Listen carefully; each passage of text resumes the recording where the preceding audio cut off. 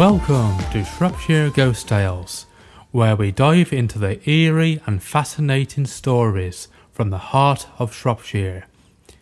I am your host, Galactica Tranctica, and today we're exploring the history and the ghostly legends of the magnificent Ludlow Castle.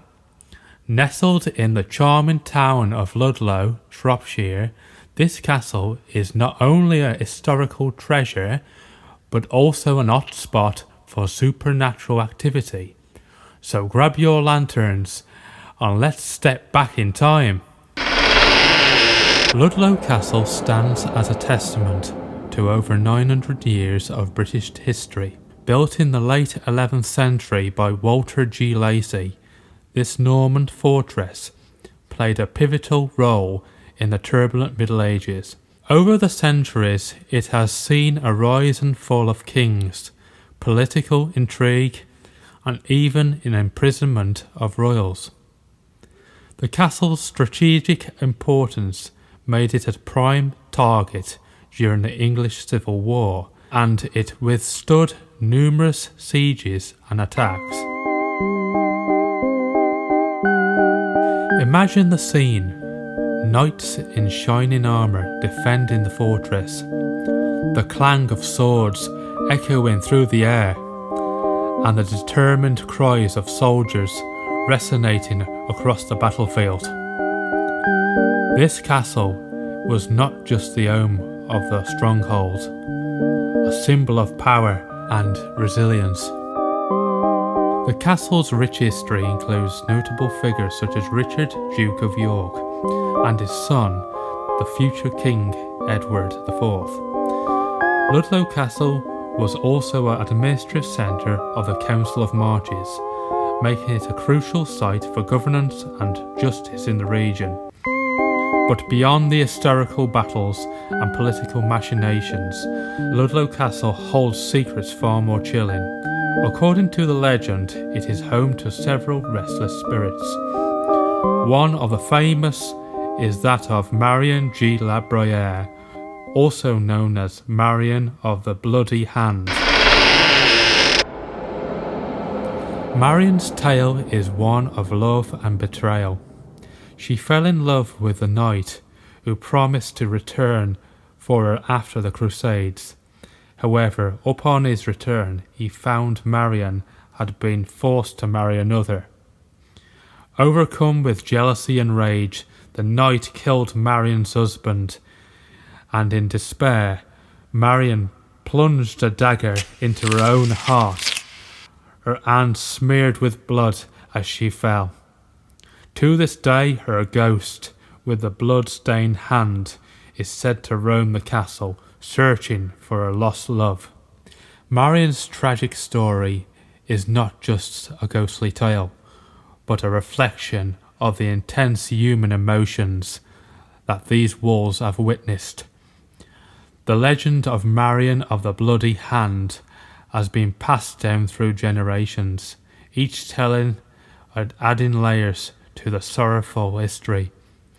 But Marion is not alone in her spectral wanderings. Another famous ghost is that of Prince Arthur, the elder brother of Henry VIII, who died at Ludlow Castle in 1502. His untimely death at the age of 15 left a mark on the castle, and many visitors claim to have seen his forlorn figure walking through the castle's walls. Visitors often report a chilling presence in the Prince's Tower, where Arthur spent his final days. Cold spots, sudden drafts, and the feeling of being watched are common experiences. Some have even heard faint whispers, as if Prince Arthur is still trying to communicate from beyond the grave. Arthur's death was a significant event in English history, as it led to his younger brother Henry ascending the throne. The sorrow of his early demise is palpable in the accounts of those who claim to have encountered his spirit. It is said that he appears as a young boy, wearing period clothing, his eyes filled with deep sadness. In addition to Marian and Prince Arthur, there is another spectre that roams these ancient halls, the Grey Lady, believed to be the spirit of a noble woman who died of a broken heart. She is often seen drifting silently through the castle's grounds, her grey dress billowing in the wind. Her sorrowful presence is said to be accompanied by a smell of lavender, a scent she favoured in life. Many who have encountered the Grey Lady describe an overwhelming sense of sadness, as if they can feel her pain and longing. Some even report seeing her near the castle's chapel, kneeling in silent prayer. But who was this Grey Lady? Some believe she was a lady in waiting who fell in love with a knight beneath her station. Their forbidden love ended in tragedy, with the knight dying in battle and the lady succumbing to grief. Others suggest she may have been a member of the powerful Mortimer family who held the castle during the medieval period. The Grey Lady's appearances are often marked by a sudden drop in temperature and a feeling of inexplicable sorrow. Witnesses have described seeing her spectral form gliding along the corridors, her face hidden beneath a hood. Those who have come close to her report a sense of peace mixed with profound sadness, as she is both comforting and mourning those who see her. And let's not forget the spectral knights. Several visitors have reported sightings of ghostly figures clad in armour, standing guard or patrolling the battlements. These knights are believed to be the spirits of those who died defending the castle.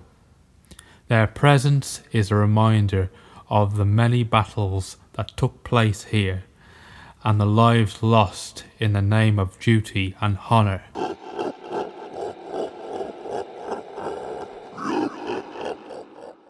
Imagine standing on the castle walls at dusk, the sun setting behind the Shropshire hills, when suddenly you hear a clank of armour and see a shadowy figure emerge from the darkness. These spectral knights are a testament to the castle's martial history and the brave souls who once called it their home.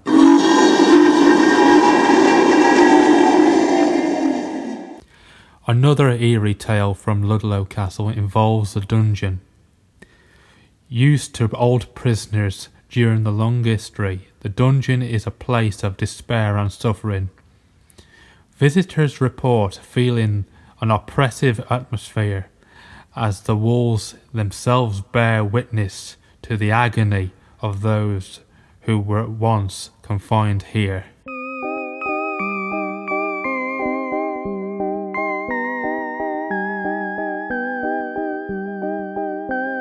Some have claimed to hear the clinking of chains and the faint cries of prisoners long gone. The dungeon's dark history includes tales of torture and execution, adding to its sinister reputation. It is said that the spirits of these unfortunate souls still linger, unable to find peace. But Ludlow Castle is not just about sorrow and ghostly encounters. It also holds stories of resilience and triumph. The Great Hall, for example, has witnessed grand feasts, celebrations and important councils. Imagine the echoes of laughter, the clinking of goblets, and the music that once filled this magnificent hall. The Great Hall's grandeur stands in stark contrast to the sombre tales of ghosts and hauntings.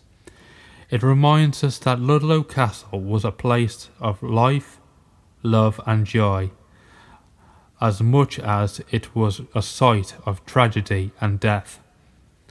The hall's imposing architecture design speak volumes about the castle's historical significance. As we explore Ludlow Castle's haunted history, it becomes clear that these ghostly legends are more than just stories. They are echoes of the past, memories that refuse to fade.